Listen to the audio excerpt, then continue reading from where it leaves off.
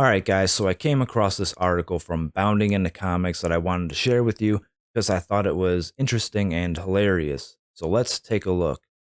Woke Marvel digs even deeper with Supertrans, a support group for trans kids with powers. This sounds interesting. There is no low to which woke Marvel Comics won't go, and the comic book company proves yet again with its debut of, wait for it, Supertrans, a support group for trans kids with powers. Marvel released its Marvel's Voices Pride #1 on June 22nd, and the comic book featured a short story bearing the massively exciting title of LGBTD. Now, what does that D stand for? Well, let's find out. Marvel is super proud of Marvel is super proud of this too. In official promotional material for the story, Marvel quotes author Grace Freud as saying, "I wanted D-Man, one of Marvel's gayest and goofiest characters, to find a new purpose working at an LGBT youth center and mentoring this ragtag group of fruity knuckleheads. Hope you like it, LGBT-roo believers." Now, first of all, who's D-Man? All right, what are his abilities? What are his powers? Does he have a detachable dick that he throws at his enemies? Like, ha, take that, bigot man. And then it comes back to him like a boomerang and he pops it back on.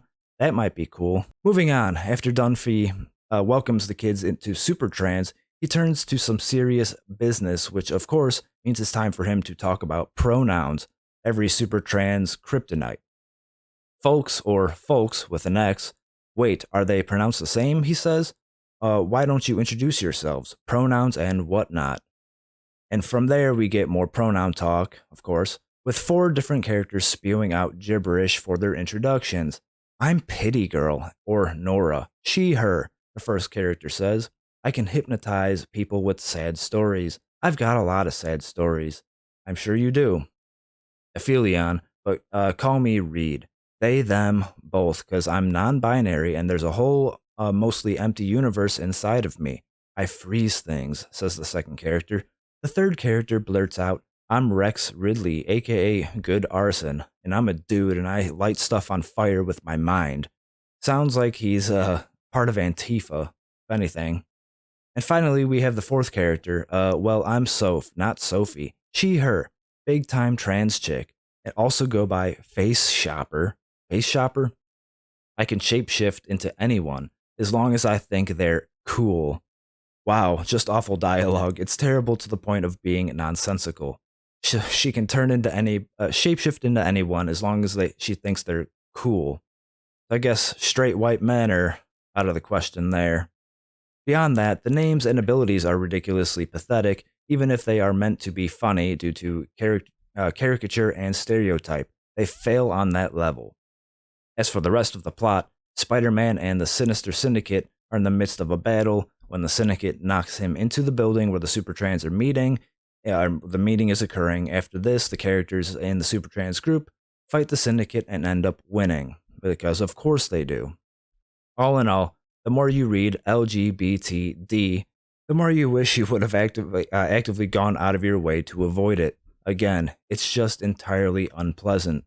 But as dreadful as the story is, LGBTD and the Supertrans support group certainly aren't as low as Marvel can go. The woke company can always find new ways to go even farther.